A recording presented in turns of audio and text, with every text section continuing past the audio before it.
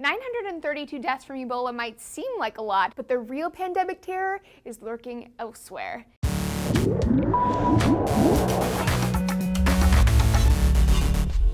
Hey everyone, Laci Green here for D News. Throughout history, there have always been outbreaks of one disease or another, but on occasion, those diseases are so aggressive, so deadly, that they strike fear into the hearts of human beings forever. Here's a review of the top 5 deadliest pandemic diseases, or diseases that went international, that humanity has somehow survived. Number 1 is smallpox. It's estimated that smallpox first emerged around 400 BC, but it first changed history in the 16th century when it killed off a third of Central and South Americans. In the 18th century, it went on to kill 60 million Europeans, and in the 20th century, it killed 300 to 500 million people. The disease was viral, causing spotty bumps all over the body, and it was transmitted as easily as facing someone. In 1980, thanks to a worldwide vaccination effort, the World Health Organization declared smallpox the first and only disease to be completely eradicated. Number 2 is the bubonic plague, otherwise known as the Black Death. The Black Death swept in during the 14th century, a bacterium carried by fleas that caused egg-sized swellings on people's bodies called buboes. Buboes meant you had no more than a week to live, and even being near someone with them could pass it on to you. The plague started in China and India before spreading to Europe, and it killed between 75 and 200 million people, nearly half of Europe, and a sizable chunk of the entire world's 450 million person population. Number 3 is the 1918 flu, aka the Spanish flu, which wasn't actually Spanish. At the time, during World War I, the military was censoring the news, and many people didn't even know